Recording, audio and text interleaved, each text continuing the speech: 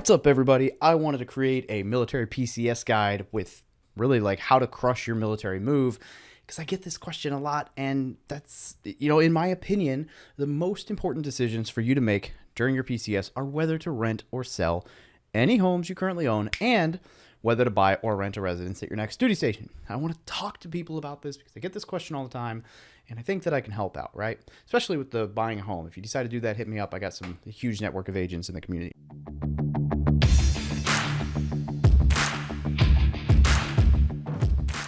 Now, the actual act of moving across the country, while stressful, is fairly simple. There are a ton of people in place to help you navigate your permanent change of station successfully. So that's why I think focusing on selling versus renting your current residence and buying or renting your next one is huge. Also, if you're new to the Military Millionaire community, make sure you subscribe to the channel and click that little bell to ensure you get notified when we push new content. Also, do you like this setup? It's kind of a new setup just because we're doing the Veterans Live today, so doing this on the lunch break. All right, let's dig in. Should you sell or rent your current home? So before we dive into executing your PCS in the military, I want to touch on something that I'm asked about all the time: whether you should sell or rent your current home when moving. Now, there's a ton of factors that go into this decision, but as a rule of thumb, I tell people to lean towards selling your home if you would have to take money out of your pocket every month in order to hold on to the home. You have no interest in living in that home or location again. You have lots of equity in the home, which could be invested somewhere else for a better return. You can't find a property manager and don't want to manage the property yourself, or you don't want to own any more rental properties in that market. Or really, the final one, the sixth one, is owning a house will stress you out, right? I know that sounds kind of stressed out, but like the reality is you need to be able to sleep at night. Now, you should lean towards renting your home to tenants if you intend to live in that house or town again, if you will be able to cash flow after accounting for all expenses, that includes like vacancy and maintenance and all that other crap. You would like to buy other rental properties in that location, or if you would like an excuse to live in or visit that town again. So, does the military help you move? This is one of the first questions I get asked all the time by outsiders or some people who their first move or whatever. So look, check it out. That depends. Did you smash the like button on this video yet? If not, they might leave you stranded. All right, joking, but definitely hit the like button if you get something out of this video. Helps YouTube know that it's worth the shit. Now, as long as your move is a part of a permanent change of station or retirement or getting out or whatever, the military will arrange for transportation of your household goods at their expense, right? Free for you. Moving across the country or world for military PCS, right? Now, let's talk about some of the considerations you need to take when preparing to move across the country or world during a permanent change of station. There are a ton of if this, then that, and it depends pieces of the PCS puzzle. And you'll want to make sure that you talk with your local administration personnel in order to verify what you need to do based on the base you're moving to and base you're moving from, because it is going to vary different locations. But that being said, here's a quick outline of things you should be considering prior to the move. First is whether you want to do a PPM, personally procured move, or let the military move you. So the personally procured move, or PPM, means that you would prefer to handle the packaging and moving of your household goods personally. In this case, the government will reimburse you for 95% of what it could have cost them to pay for a moving company for you. The military determines this by the amount of weight that is included in the household goods you ship. So the more weight you move and rank, the more money you get, but I'll link to the video. There's a link down below in the description that'll help you with understanding what weight you rate. Now, if you're able to move for less than it would have cost the moving company, then you'll get to keep the difference, or if more, then you're out the difference. Now, the other benefit of conducting a PPM is that you're in control of the schedule.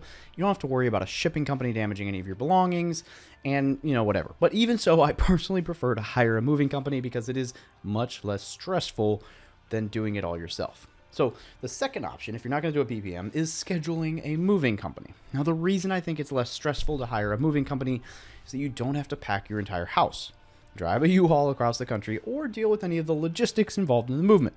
You simply oversee the movers loading and unloading your crap on the back end, right? Because they unload it there, not back at the same house. And then you and your family get to your new duty station, whether by plane, train, or automobile, boat, whatever. However you get to your new duty station, usually the military will pay for a flight, or you can drive a car. We'll talk about that. But an additional benefit to this is that if something does break in transit, the moving company will reimburse you for it, as opposed to if you move it yourself, you're on the hook. So you might make some money, but if you break stuff, you might lose some money. So, it just depends. However, the reimbursement process can be kind of a pain in the ass. So, this is all a back and forth. So to schedule your moving company, you simply talk with your base transportation section. In the Marine Corps, it's DMO, but every service has their own name. But essentially, talk to your administration center. They'll point you to the right direction. Go talk to them, and they will work with you in order to schedule the moving company and schedule the move and set everything up for you. After scheduling, the moving company will reach out to discuss the larger items that you need to move and explain the process. Then you sit back and wait for moving day. On moving day, the company arrives and they pack your entire house for you. I don't know if that was supposed to sound kind of dramatic, but some moving companies are better than others. The one I had in Hawaii was phenomenal. But it sure is nice to let somebody else pack your crap for you, even if they're not the best. So, determine your weight allowance. The amount of weight you're authorized to ship is determined by your rank at the time of the move. So, Move.mil has a simple website that will answer all of your moving allowance questions. I recommend you go check them out. They are actually the authority on it because that's the company you go through to schedule all this crap. But anyway, first common question I get all the time is, can pets move with us during PCS? You may be allowed to bring your pets with you to your next duty station, but the shipment of live animals is not covered, so you'll need to arrange for their transport yourself. Now, this is sometimes easier said than done, but Hawaii, for example, has all sorts of crazy pain-in-the-ass rules for bringing dogs onto the island. Now, the rules are in place because the islands are completely free of rabies, and so it's there to benefit you guys when you're there, but nonetheless, the rules make bringing a dog a painful evolution to Hawaii, right? So some duty stations won't allow you to travel with pets, so you'll need to find a temporary or permanent home for them, and you need to figure all that out based on where you're going and talking to your local administration section. All right, can you bring guns during your PCS? I know us military folks love our guns, but you may include firearms in your household goods shipments, but not the ammunition. So you're going to just be able to ship the firearm, no ammo. However, you must ensure that there is no ammunition packed with them or anywhere else in the shipment, and you can only bring firearms that comply with the local and state laws in the area you're moving to, right? So like California, there's a lot of regulations, so they're not going to ship stuff that you can't have here. Personally owned vehicles, POV. For movements within the continental U.S., CONUS, the government does not cover the cost of shipping a car, but it will allow you to include motorcycles, boats, and other recreational vehicles as part of your weight allowance. The reason for this is you're probably just going to drive your freaking car, and they will reimburse you for mileage, gas, expenses. Now, if you're moving outside of the continental U.S., OCONUS, the government will cover the cost of shipping a single POV to your new duty station. And if you're dual military, you're both on orders, I think you can get away with both. But, if not, whatever. You need to document your valuables. Take the time to document the condition of any and all valuable items that you're shipping. This could be art, jewelry, electronics, heirlooms, and anything else that you consider valuable. You owe it to yourself to document the condition prior to being loaded out by the moving company. And just do this by taking pictures and videos of all your items. Create a record of the condition prior to moving. I would just recommend it load it up to Google Drive or whatever. That documentation will help your case if you end up having to file lost or damaged goods claims after the move. All that being said, I would advise that you keep all of your small valuables in your person in order to avoid them disappearing on moving day, like jewelry and crap. In preparation for moving day, you should be emptying and defrosting and cleaning out your refrigerator, disconnecting appliances, taking wall-mounted items down, and grouping things together for each room in order to make things easier for the movers. On moving day, you want to ensure that you're present in order to supervise the loading of your home.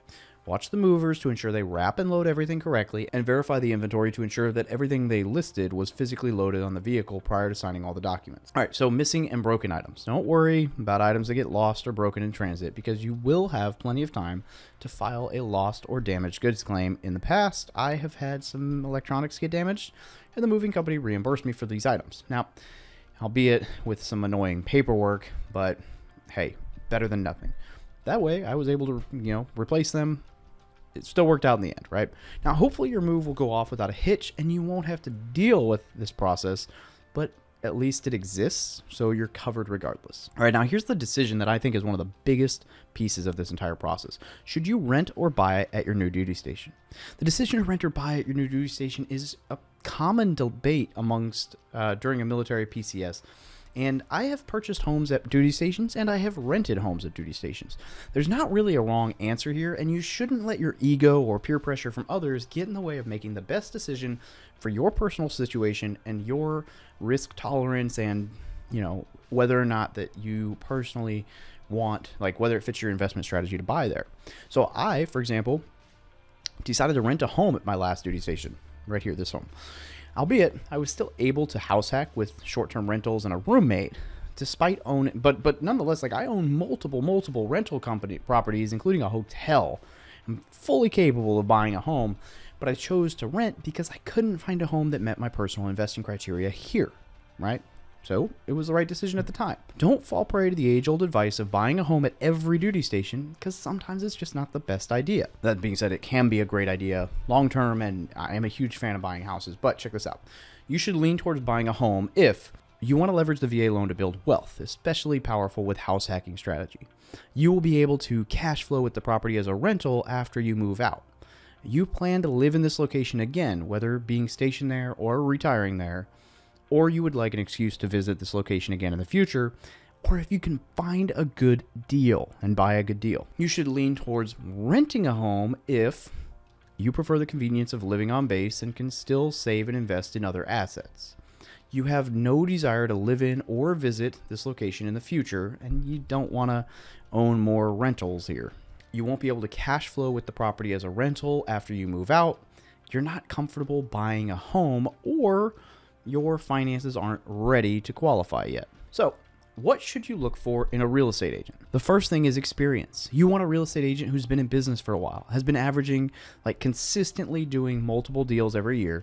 And you want an agent who understands the VA loan and knows how to get offers accepted with it, even in a hot market, because yes, it can happen. A lot of agents say it's not possible and the VA loan sucks, but I'm seeing it happen with the right agents nationwide right now. You want an agent who has their finger on the pulse of the market and they know how to negotiate. An agent who invests in real estate, or at least understands investing, especially house hacking, is a valuable asset, though not really required. But look, stay away from the friend or family trap. Like the friends and family members who have their license, you need to stay away from them unless they sell real estate full time. They may have your best interest at heart, but they most likely aren't the most skilled to negotiate the best deals for you because of the lack of the experience, right? They don't teach you the negotiations and sales and all that in licensing course. They just teach you laws. So unless you're actively practicing that stuff, you're not going to be the best fit, even if you mean well, right? So luckily, I built a network of vetted real estate agents and VA lenders across the nation in order to help service members and vets get the best service, because I got burned.